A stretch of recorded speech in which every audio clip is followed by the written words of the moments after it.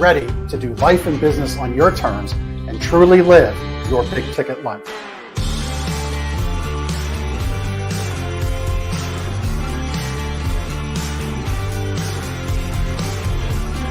You either make excuses or you choose to level up. What amazing guests living the big ticket life. Woo! Woo! Brandon Brittingham. Appreciate you having me here today, man. It's that kind of discernment, that kind of focus, that kind of forward thinking that's so important if you're going to succeed in business today. Jeff and I are like friends. We're real friends. We are like And so you unlock fortune and freedom without all the stress that normally comes along with it. It all comes down to your why. Your business, why are you doing it? How is it going to change the world and what's it going to do for your family? I want you to celebrate your success. Talk about the struggle. But I promise you, the story is in your struggle. They'll never be able to say that about me because people only see me working hard in anything that I'm doing whenever they see me. Focus on your success and the success of those around you. But being that constant in your community, good or bad, whether things are great in the community, bad in the community, be steady. Unapologetically do business and life on your terms and truly live your big ticket life. What amazing guests living the big ticket life. And we discuss how they do it and the big ticket methods they use. The things that make your life successful so you do life and business on your terms. In and of itself, the only limitations that we really have on ourselves is the ones that we allow to be put on ourselves. And most people don't look at it in that perspective. There's nothing wrong with being humble, but there's also nothing wrong with stepping into your superpower and letting people know who you are.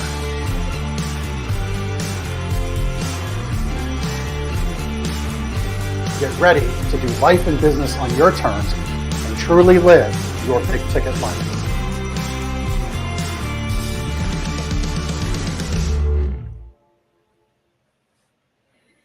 All right. Well, welcome to the show, Diane, like Rolls-Royce Pleuss. I love that you have that little rhyming rule when people are on your show. That's great. I'm going to put you on the spot right now. Ram Janakabo. That is a tough one. That is going to take more than being on the spot. I'll get my team working on it. Yeah, that's we're gonna have to dig deep into the like seventh dimension of Mother Goose there, I think, for rhyming that one. But anyway, welcome to the show. I love this topic that we're gonna dig into today about franchising.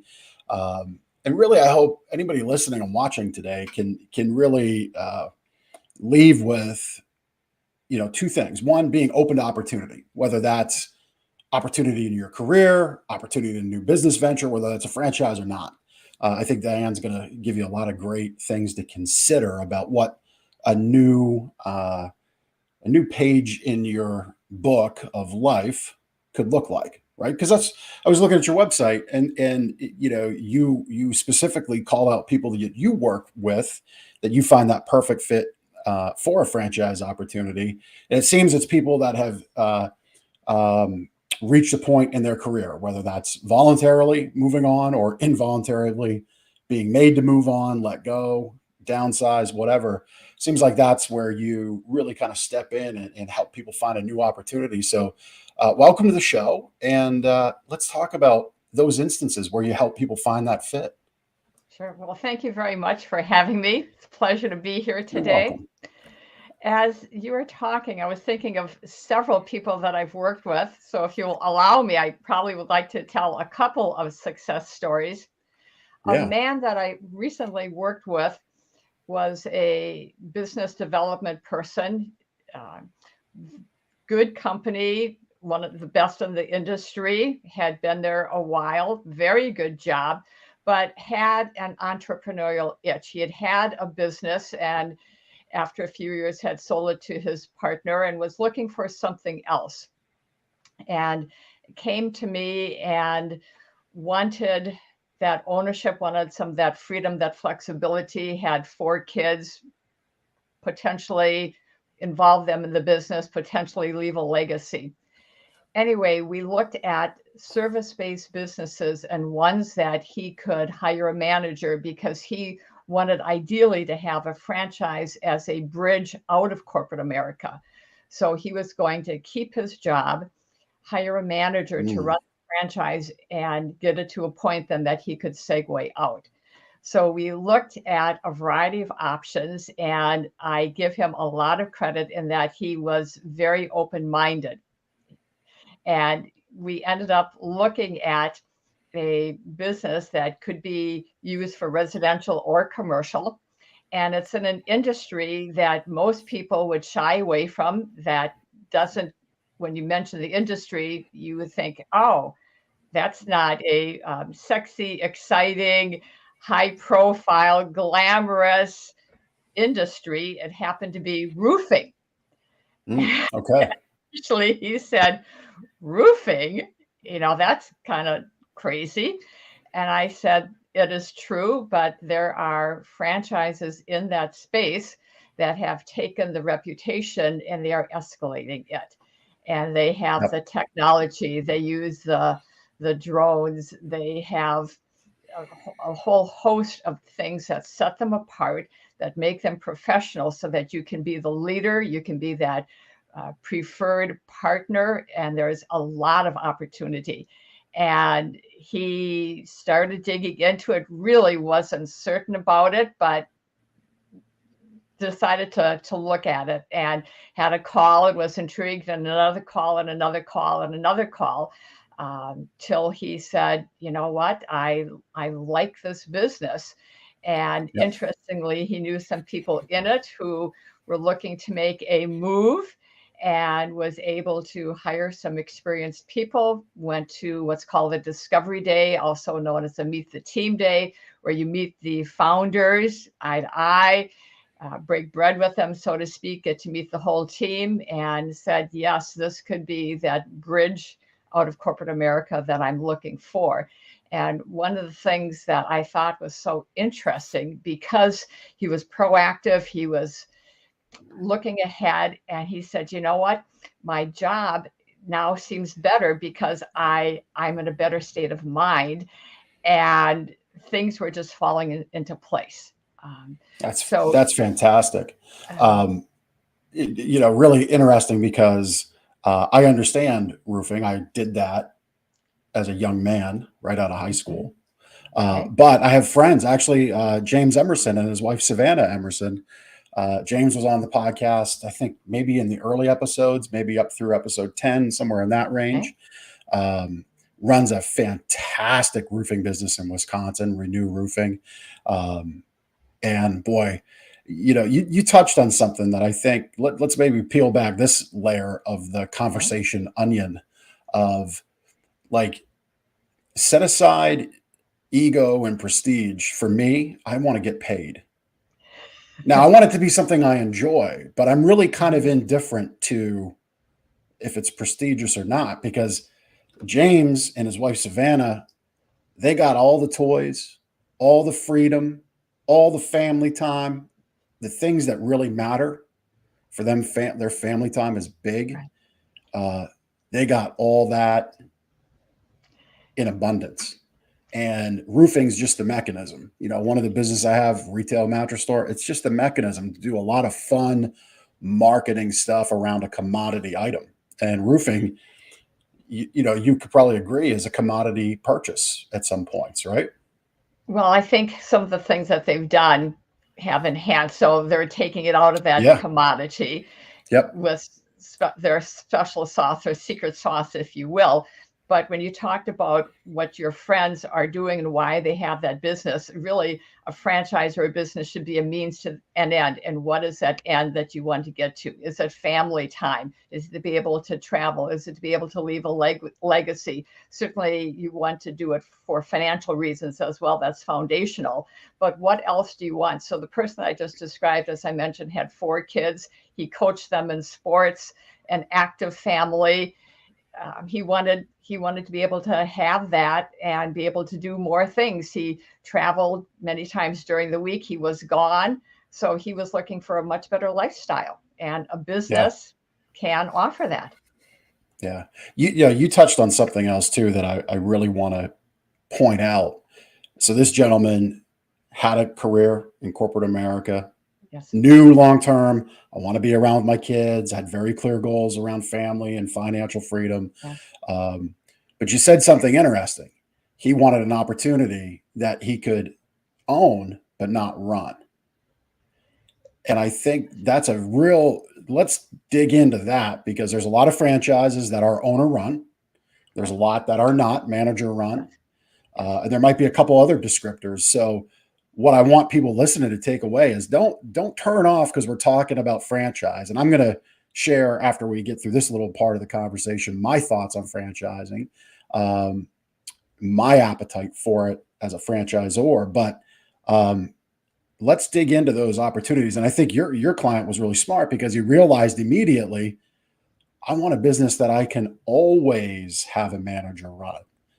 I call that the Chivo effect, chief everything officer. And you can't do that if you're going to, as I say, move into that investor seat in your own business. You can't be turning the wrenches, swinging the hammers, literally in this case. Right. You're never going to scale yourself. You're never going to get and unlock that freedom. Whatever freedom is defined by you is, you'll never unlock it if you're always in it. So that was something I really wanted to dig into. So share with everybody those types of opportunities that are out there. So owner run, manager run, et cetera. Sure. So what I described was manager run, and that does not apply to every franchise. That's really kind of a special category, and the franchise company really needs to have the infrastructure behind it.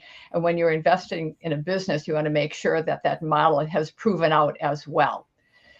Most people are familiar with what we would call an owner operator, and that's where you invest in the business and you're the primary person. You might start just with yourself, or you might start with 1 or 2 employees or technicians and grow and scale the business from there. There are also businesses that we call an executive model, where you're running the business, you're starting with employees, you're not the person swinging that hammer or that wrench, as you just referred, but you're managing the business, you're involved in the day-to-day, you're working it full time. And of course, then there are a few opportunities that are more investor with limited hours. Sometimes that's a little bit more of a real estate play. That's a good portion of that. So there are quite a range of business options, from investment amounts, investment levels, to the time commitment, to the industry or category. So what I try to do is, first of all, learn about the person. What are their skills, their goals? What is that why that is driving them? Because if they don't have a why of why they want to do it, they're not going to make a change. So they have to have that reason for wanting to do something. And then I will look for companies that I think would be a good match for them, and introduce several that are available in their area, so they can learn about them, compare and contrast. And then this is a process of elimination. So usually after a couple of weeks, they'll put one of the businesses aside so they can focus on the others and continue that investigation. Yeah. So I think a lot of business owners, they kind of start out in that owner run business, right? Whether you're a franchisee or not, that's where you begin. I often, anecdotally say, somebody's really great at baking muffins. They got a special muffin recipe. They can expand the diameter of the muffin top, the concentration of the goodies in the muffin top. And somebody's like, hey, you're really good at this. You should open a business. So they do. And then proverbially 6 months later, doors close. And I think a lot of that comes down to there's a lot of things that go behind that, why a business fails in that anecdotal scenario, but that why is really important. In my anecdotal example, the why is your friends just said you should, and you kind of were rudderless. So you're like, okay, I'll move over there and do it. Sure. Talk about how you've helped people figure out or get to if this opportunity fits their why. And maybe you've had people come that don't have that question answered. Sure. Well, the scenario you just described would be similar to what Michael Gerber wrote about in the E-Myth, with a person who made pies and was this fabulous pie maker, but really went on to become the technician. And what you want to look at is what skills do you have that you can leverage. So let me give an example of an owner-operator business model run very successfully by someone who had no experience. So this goes back quite a few years ago. A woman had been referred to me. She was in the middle of a divorce. She had 2 kids. She was a parochial school part-time music teacher. She said, I'm not going to be able to raise my 2 sons on a part-time parochial school music salary. So I need some help. And this is my opportunity. And I don't have any business experience. But the woman had a big why. She had an outgoing personality. She had a willingness to learn and to do and a zest. And she was going to be successful. So initially, because of her background, she wanted to start off in education. So initially, we looked at some education franchises and some children's enrichment franchises. And those are all fine. And I said, let's look at this other home services franchise. It's a window coverings business. And she goes, like, no. I know nothing about window coverings. I can't imagine that I could do any type of installation. And I said, this is a very strong brand. It's a very big brand. They have all the systems, the infrastructure. Actually, I think you would be very good because you relate well with people. You connect with them. You would give recommendations that would be appropriate. And again, the franchise model had a good, better, best option. They had private label. They had the big name brands. So she went ahead and she invested in that window coverings franchise, having no experience in it. And she did extremely well. She went on to buy a 2nd territory and a 3rd territory. And this is a big franchise, over 1,000 territories awarded. Last year, I think she was in the top 50. During the course of her tenure, she met someone, she got remarried. One of the vendors had a trip to Paris, I think it was. That was their honeymoon. Her kids are in college and doing well. So here we have a person who, have they gone back to the corporate world, not to diss that, but I think it would have taken her a very long time to get the earning potential that she now had, or certainly the freedom or flexibility. And she is a very hard worker, but she controls her schedule of when she makes appointments. She could still go to her kids' games. She loves being involved in the community. She's hired quite a nice staff. It's, to me, the American success story. Yeah. Did she ever have to install the window treatments, or was that pretty quickly she had teams doing that? She had people doing that. Again, the franchise company will teach you how to do it, but for her, the use of her time is much better spent talking to people and figuring out, should we do shutters? Should we do blinds? What else should we do? Rather than being that technician. So yes, technically she probably could, but she very quickly hired people to do that. Yeah. Great success story. I mean, from being questioning, like, I could never do this, to being in the top 5% of 1,000 network or 1,000 location franchise opportunity is pretty wild. And if I might, Jeff, just another crazy example, because again, people never really think of many types of franchises. So a few years ago, I worked with a man who worked for a major company, famous 3-letter initials that everyone knows, Big Blue, and was well paid, but was managing teams around the world, had meetings at all times of the day and the night. There had been a number of downsizings. In fact, he had kept track, and at one time he told me, I've survived 10 or 17 downsizings, I think it was. Oh, wow. And he was still there, but the stress was building. He had 3 kids and wanted to do something more. And we worked together, and we didn't come up with something, and took a little break.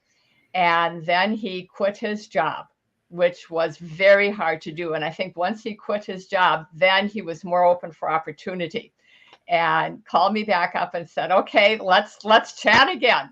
So we did. And I presented a company that does dumpsters, and they have porta potties attached. So here you have this basically white collar, high tech exec who is now, he loves driving the truck. He is driving the truck, delivering dumpsters with attached porta potties, and he loves it. He's involved in the community.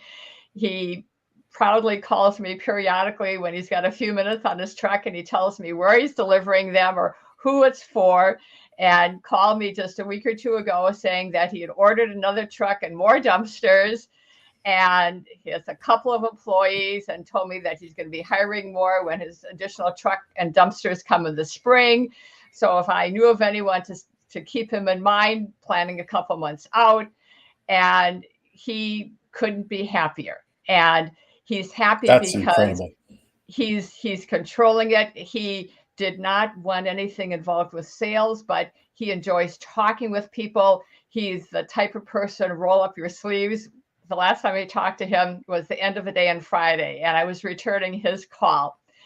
And he said, yeah, my employees had gone home, and I had someone who called. They referred to me. They needed a dumpster, and could I help them out? They were under the gun. They're in a hurry. And he said, sure, I can bring it out to you in an hour. And they were just blown away. And he loves giving that kind of customer service. He loves making that impact.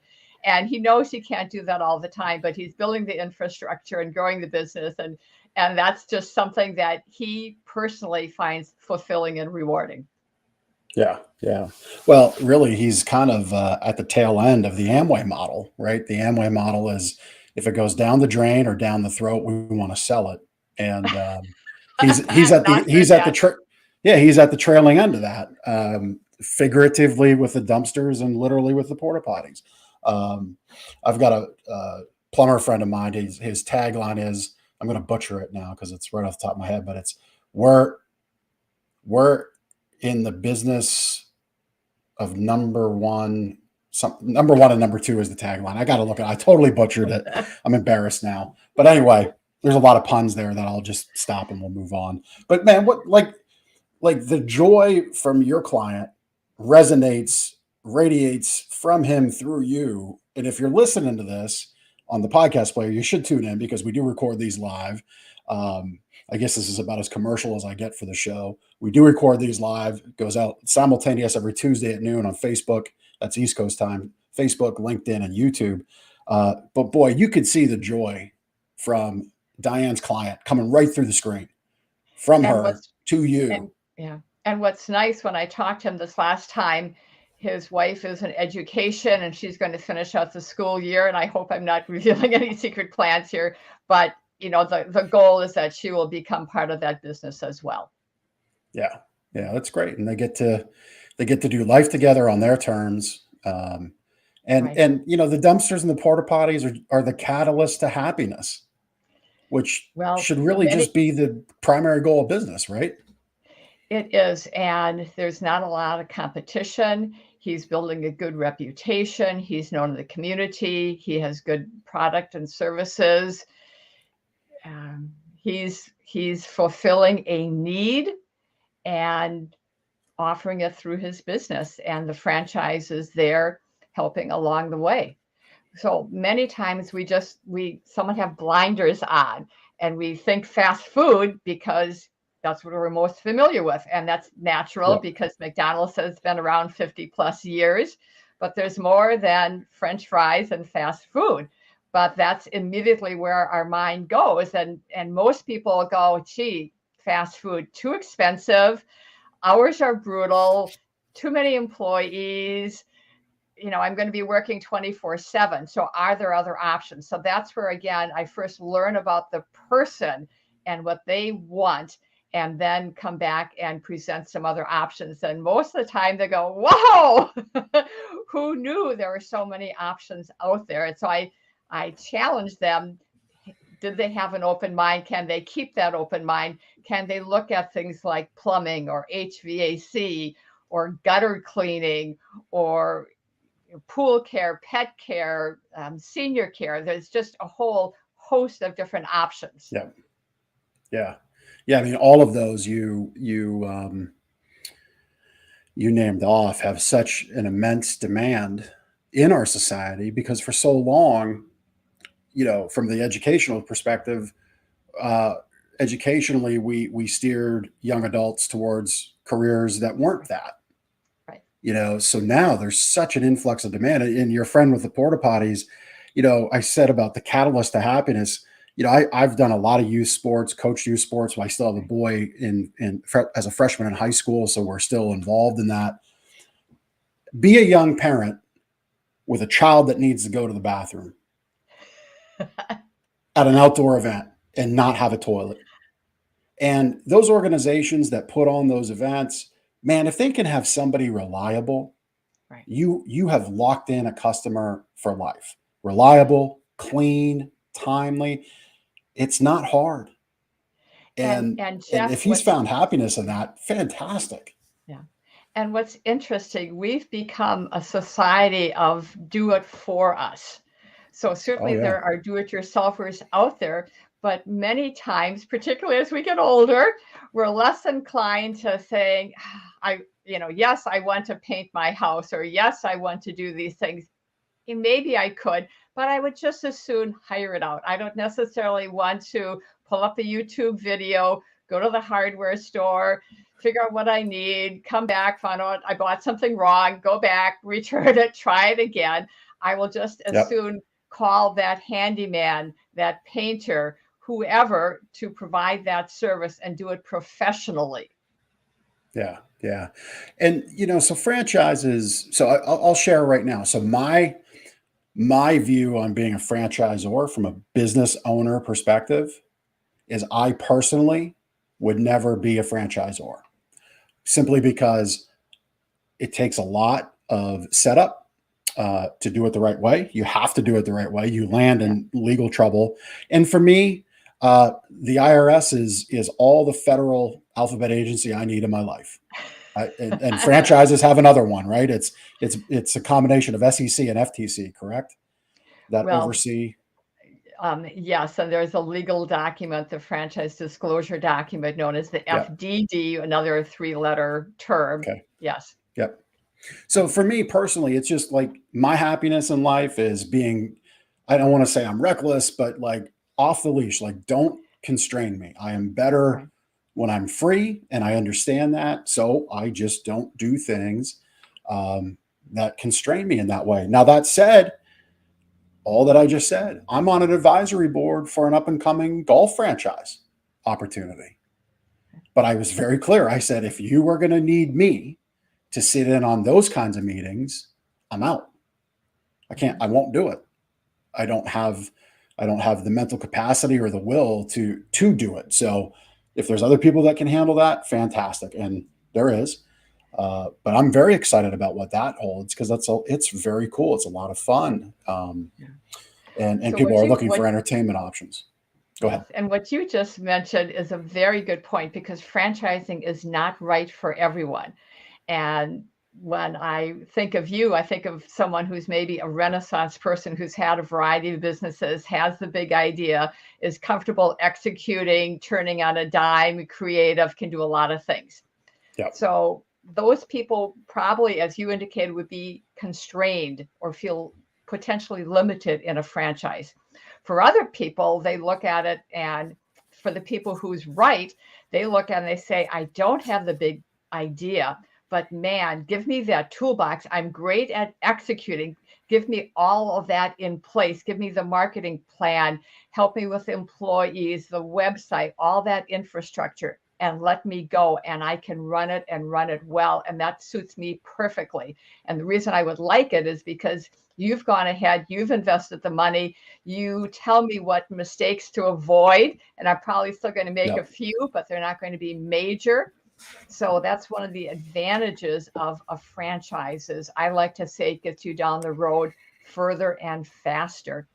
Plus, when it comes time to sell your business, many times a business is going to sell at a higher multiple if it's a franchise with all the training, the branding that goes with it than Diane's home repair.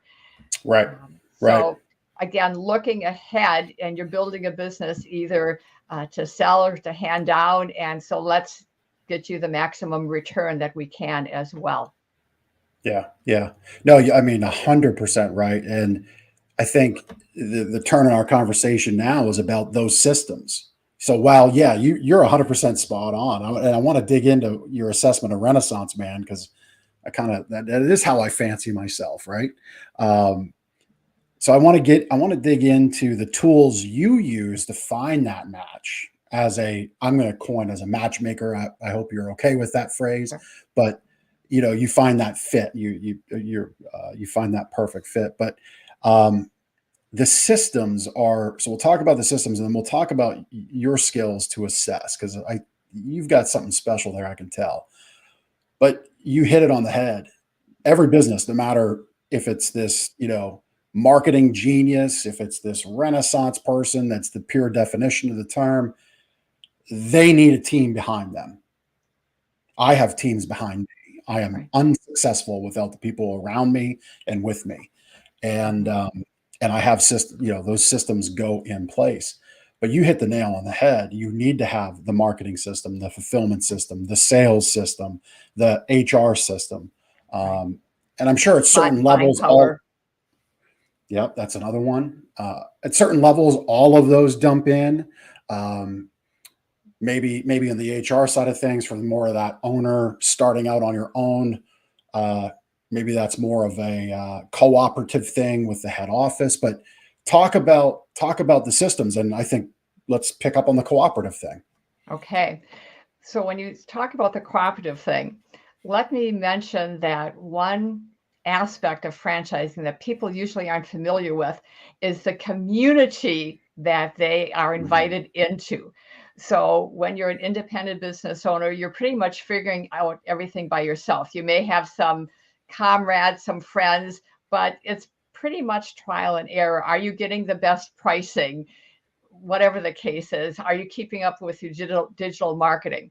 With a franchise, you not only have the parent company who will train and support you, they're like the parent, and you're like that young child, and they want nothing more than to teach you everything that they've learned so that you can be this great success.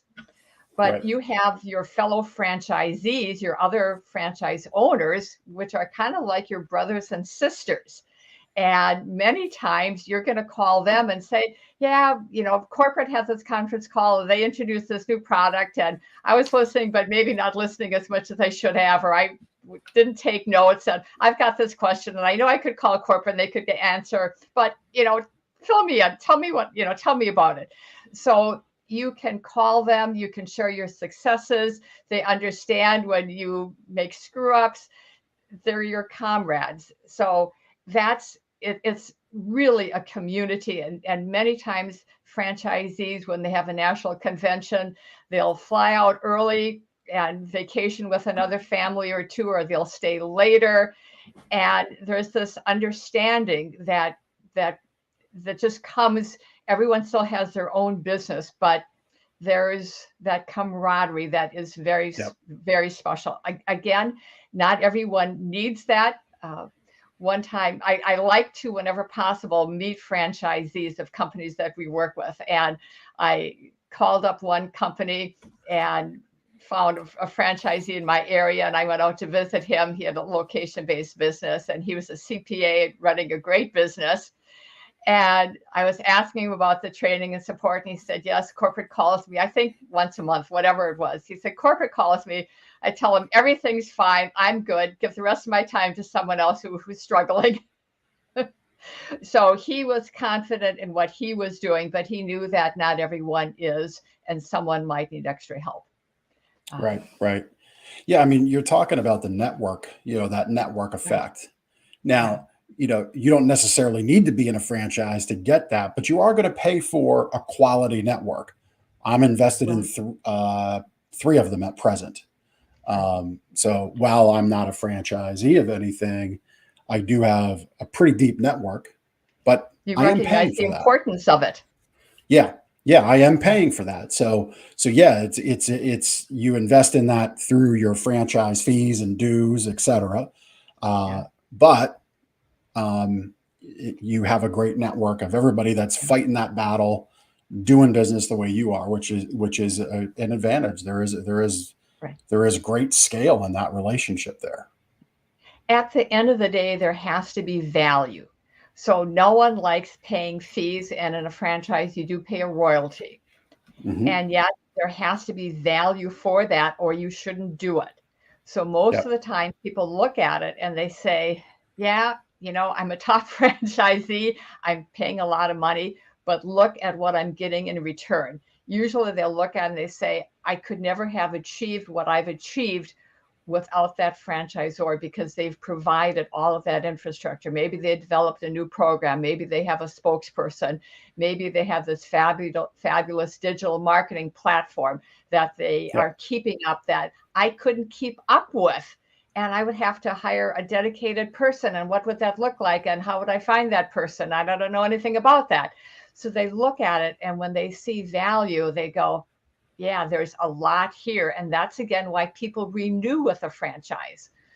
Again, I worked with a woman local to where I am who was in the President's Club and won trips and renewed her franchise. And I was quizzing her about the renewal and her fees. And it was a little bit of a heavy sigh. She said, yes, I spend a lot, but I get a lot in return. And she was in a senior care franchise. And she said they developed this whole Alzheimer's program. They got a spokesperson. She said, how could I ever do that? But I'm the beneficiary of it. So I understand. And I think sometimes that's what people forget, or they look at it and they say, I've got this buying power and everyone else is buying at this rate, but because we're big and we've negotiated, we're buying at this rate. And that could be product. It could be uniforms, whatever. But there are those benefits that are pretty sweet. Yeah, 100%. I mean, so I do, some of my income comes from licensing, which is the cousin to franchising, I guess we could say, right? Sure. One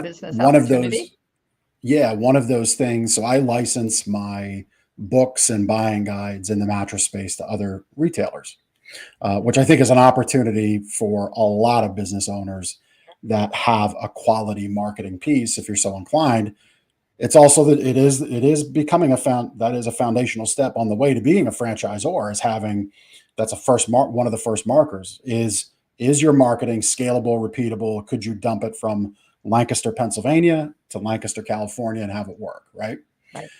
So we license those materials. One of the things, when you talk about scale, you said your friend, sighed because she had to write that bigger renewal check, but had that new Alzheimer's opportunity. Earlier this year, my business partner and I stroked a 6-figure check on an infomercial.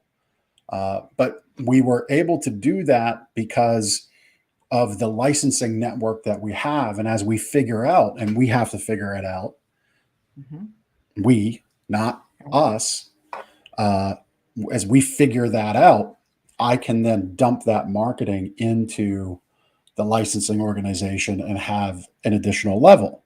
See, and this is where leverage points, come into play in business.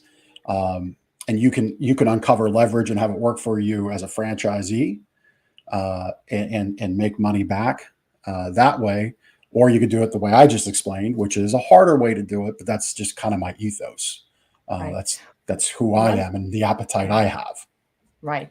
And what's interesting there is, again, when you look at perspective and opportunities, people will invest in a franchise, they'll invest in real estate, maybe they've written a book or whatever. So they are looking at potentially multiple revenue streams. One thing that's very interesting that we're seeing now in franchising is that some people are coming in and they are looking at multiple opportunities. So they are the multiple brand, multiple unit franchisee. So they will start with one brand, grow it to several units or territories, and then bolt on or add on another franchise. And what's interesting about that is sometimes they'll look at it and they'll say, okay, Jeff is my customer. We know him because we we have a plumbing franchise and we serviced his house, or we helped him with dog training, or we cleaned his Right. pool, or whatever the case is, and we've got a good relationship, we're going to continue adding on franchises because we have customers that know, like, and trust us and continue to Yep. need more services. So that's something that's has been around, but we are seeing much more in the forefront, which is quite interesting for the big picture players. Yeah. Well, I think the trend exists there because the cost of customer acquisition, in my view, is as high as it's ever been. It used to be, if you go back, in the retail mattress business as an example, and I use that a lot because it's the thing I have the most control over, the most input over. Anything I test, I can tell you numbers and data and results, good or bad, otherwise. Whereas everything else I do, it's working for others, with others, and there's a lot of whisper down the line subjectivity that happens. But it used to be, if you had that A location, that was the hammer that really hit the nail in. There were other things, but that was the deal. Now it's location, it's a mix of media to support the older demographic, it's the media to support the younger demographic. It's tying into media in a way that your market absorbs it and connects to it. Like my boy, just before I came in the podcast studio here to do this episode, was showing me something silly in his area or in his age group, 18, 19-year-olds. And people are making money off of this whole meme concept around meme currency, not crypto, but just like meme currency. And I don't even quite understand it, but it's happening. And so the point being is customers are so fragmented, and to get to them becomes fragmented. Like you have Instagram. Are you on TikTok yet? No, I'm not. I've chosen not to. Right. Yeah, me too. Like I just don't need, and that's an active choice, and you decide to miss out, but it's all a payoff, right? But I think businesses that are doing what you're doing, so like as you said, they might do pet training, they might have pool cleaning, they might do HVAC. The commonality is they got a customer that knows, likes, and trusts them, but they have a house. Right. So they bolt on that gutter cleaning. And now, yeah, so what? It's a franchise. That acquisition cost is really nothing. The only thing they probably legally should do is make sure that the data is properly managed. Like you're doing business with XYZ Corp, and now XYZ Corp has this franchise, and that's technically probably the only thing you should worry about if you're listening to this, because you might take this idea and say, well, I've got a home furnishings business, I could do other things, or I've got this business, I'm not a franchise, but I could go out and get those customers. Well, if you're going to start sharing data in amongst companies, just make sure you're checking the boxes on proper ownership and sharing, because in this day and age that can get you in a little bit of trouble. Jeff, I have to share, if I might, Yeah. a story that's a little embarrassing. So I worked with someone local to where I am, and they bought a franchise location based in the city next to me. And I was watching for their grand opening, and it's getting closer and it's getting closer. And I'm not seeing any advertising. I'm not seeing any marketing. And I am getting nervous. So I called up the franchise company and I go, I know they're going to be opening soon. I haven't seen anything. I've been looking, I've been watching, I've been listening. Where's all your advertising and marketing? And they said, now, Diane, just settle down. They said, now, what is the primary age group of the market? And I said, women 25 to 49. And they said, so are you in that age group? And I said, no. And they said, now, how far do you live from this location? Is it more than 10 miles? And I said, yes. And they said, sorry to tell you, but that's why you probably haven't seen any of the marketing. We are laser focused. We know exactly who our target is. Mm-hmm. They opened with one of the best openings in the franchise and enormously successful, but I wasn't their target market. And they knew exactly who it was. So again, sometimes the sophistication that some of the franchise companies bring to this, people are blown away. with Yep. the infrastructure that they have, because they've been able to zero in, and they can continue to tweak and they continue to learn. So they have one opening on the East Coast, they have another opening in the Midwest, an opening on the West Coast, and each time they're looking at it and how can we tweak, how can we improve it, and they continue to do that. Yeah. Yeah. I mean, that's a lesson, right there. In knowing who your customer is. Right. If you go back to the E-Myth story, everybody that eats pie. Well, yeah, I guess maybe, but not really. Everybody that can sleep isn't my customer in that retail business I have ownership in. It's not, that's not the case at all. In fact, our marketing is the opposite of that. So that's a very important lesson right there. So I said I wanted to hear. So you find this perfect fit. So what's in your toolbox to align franchise opportunity and somebody else looking to own a franchise? And this is like crass self-promotion here, if you will, because it's a very interesting dynamic that you bring together, because franchisors, they want repeatable, scalable success. It's actually legally, they got to be compliant in that statement, right? Yes. But yet the human element of things comes into play. So walk us through what your day's like. Sure.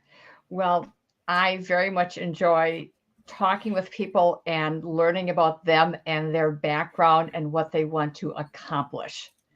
So I like to ask the harder questions. I ask people not to give me any what I call cocktail party answers. And sometimes that requires asking the question and then asking it again and asking it again in another way. There was one time I was talking to a man and I said, no cocktail party answers, please. And we're in the conversation and he said, okay. He said, this is the real answer. He said, now, if you're interviewing me, I would say this. But since we're talking about me and this is my business, this is the reality. This is where I excel. This is where I struggle. So I want to learn about the person. Do they want to work with a spouse? How many hours can they put into the business? What do they want to start with the business, grow it and flip it? Do they want to leave it as a legacy? Do they want to have one location or territory or unit and be able to coach their kids in Little League and make more money than they had before and be happy? Do they want to continue to grow it to 100 units? What do they want to do? There's all kinds of options. And I don't come to the table thinking, okay, I'm going to recommend this. I come to the table hopefully with an open mind, because I challenge them to have an open mind. So likewise, I have to have an open mind. Yeah. Yeah. So are you using any kind of, and not that I subscribe to this, but like DISC personality profiles? You doing any kind of like tactical tools like that? Or we don't. Many times people will tell me where they are in the Myers-Briggs, and I'm familiar with all of that, and that's helpful. It's really more conversation and dialogue, and hopefully knowing the questions to ask, allowing people to let barriers down and explore. And again, I don't have a crystal ball. I'm going to recommend several options. And one time, for example, I worked with a woman who was older and had been downsized, and it was down to 2 companies, and she liked both of them a lot and was somewhat of a toss-up. And she said, Diane, if I was younger, I would go with this business. It's a little newer, emerging. I love it. I think it has great potential, a lot of fun. But because I'm older, I'm going to go with this other business. It's a little bigger. It's a little more staid. I just feel safer and more comfortable. So those are decisions that people are making. And hopefully I'm learning about them so that I can recommend companies that would energize them, that they'll feel comfortable in, that they can be successful and happy in. Because at the end of the day, that's what most people want. They want that control. They want to be able to spend some time with family. They want to have a business that they can then sell or leave to family. Yeah, love it. So people looking to get started in the franchise world, obviously the financing side of things comes into play. Sure. So, what are some things if somebody's thinking about, and really, again, this is not just solely about franchising, right? Because Right. my show goes out to a larger audience, but Yeah. it's still appropriate. If you're thinking of doing a business, you're thinking of expanding your business, what you're about to hear probably makes sense to hear anyway. But so what are the franchisors looking for uh, in regards to securing financing, being well financed, et cetera? Sure. Well, think in terms of a house. A house is an investment, and most of the time, people don't write out a very large check and pay for the whole thing. Occasionally, that Right. happens. Likewise, with the business, most of the time, people will take out a loan and finance the balance. They'll put a certain amount down, if you will, and they will finance the balance. So that could be through an SBA loan. And this past year, more businesses have opened and more applications have been made at the SBA than at any other time. And the Small Business Association chuckles a little bit because they say the S in SBA not only stands for small, but right now it also stands for slow because they have so many applications. Yeah. So recognize that it takes a while to get funded.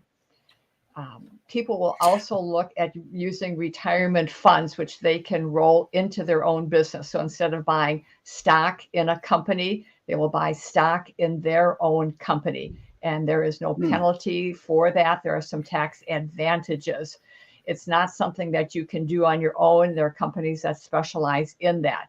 People like that because it's equity funding rather than debt funding.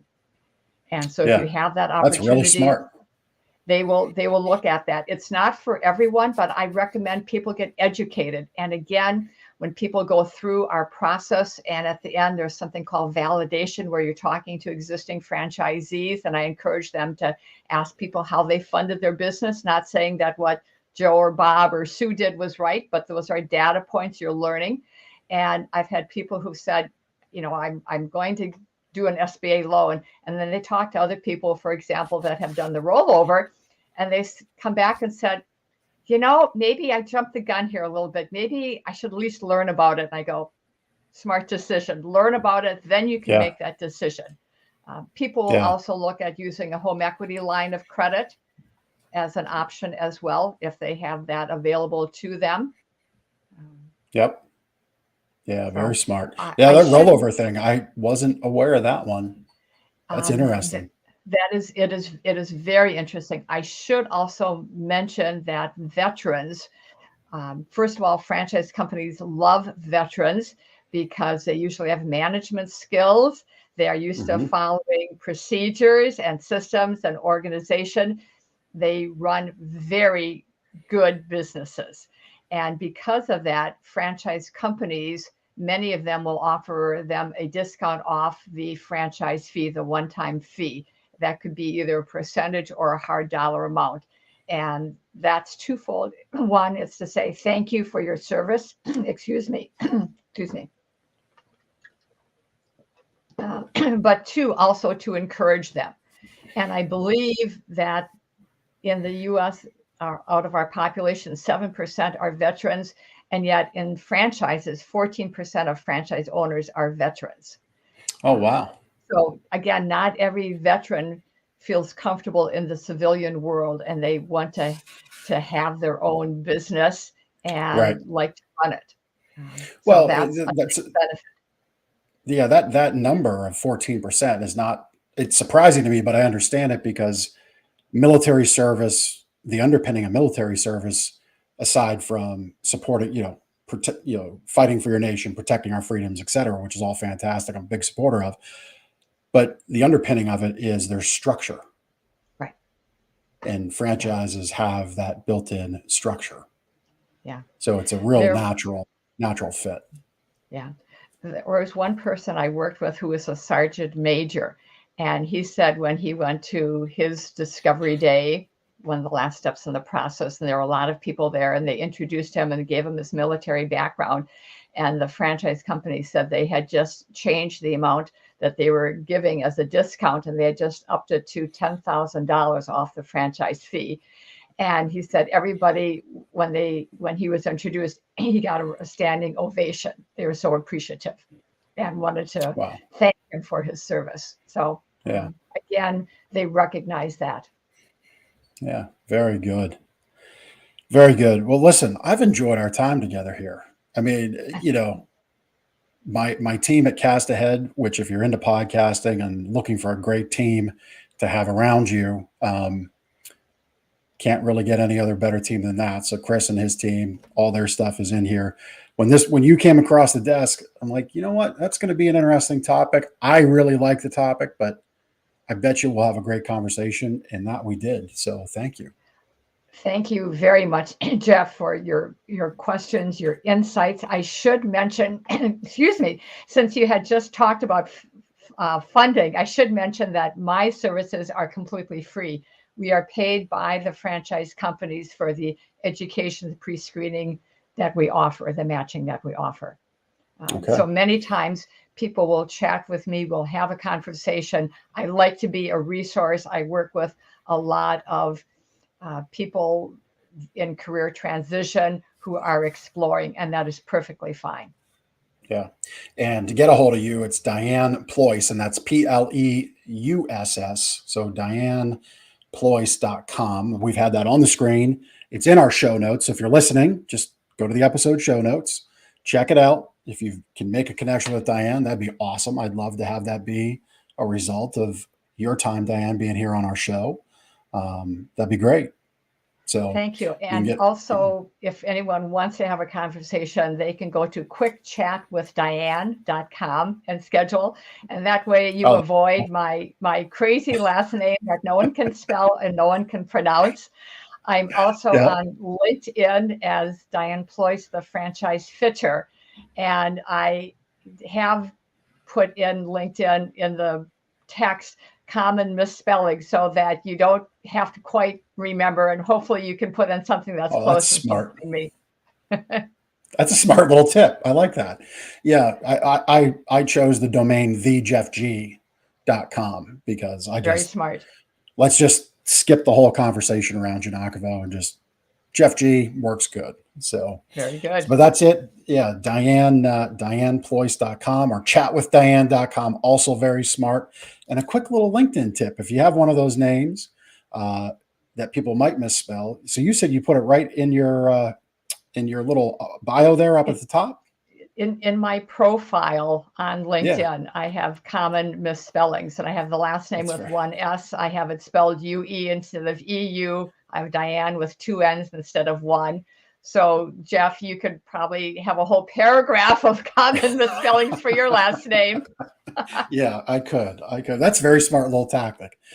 Great way to wrap up our time. Diane, this was a joy. I really had fun with you on the show. Thanks for giving so much great information to my listeners. Really appreciated it. So thanks for being on the show. Well, it was my pleasure. And if I can be a resource or help to anyone, please let me know. Yep. All right. Well, thanks for sitting with Diane and I this week. We'll see you next week on The Big Ticket Life. Take care. Thank you so much for taking the time to listen to this episode of The Big Ticket Life. You've heard from another amazing guest living their own big ticket life, and now it's time to live yours. First, I'd love for you to take me up on my free gift to you. Claim your gift at gift.thebigticketlife.live. That's gift.thebigticketlife.live. See, all your life, you've been told what is and what isn't possible by the loudest voices from the cheapest seats. It's time to finally do life and business on your terms. Sure, you've heard similar things, but without clarity on what can be done, it's easy to have your customers, employees, maybe even partners, and your spouse keep you from truly living a big ticket life. My big ticket methods shift you into that investor seat in your business, away from commodity and away from competition, into a market of one, so you can finally live your own big ticket life. So my gift to you is for you to book your discovery call today, where we'll uncover first the Chivo behaviors, those chief everything officer behaviors that hold you back and why moving into the investor seat in your own business is critical. 2, we'll uncover the premium position that's up for grabs right now in your market that you're missing out on. And 3, which big ticket methodologies are just waiting to be dropped into your business to explode your sales and profits. So again, thanks for listening to this episode. I'd love for you to take action right now. Accept this gift. Book your call. Go to gift.thebigticketlife.live. Again, that's gift.thebigticketlife.live.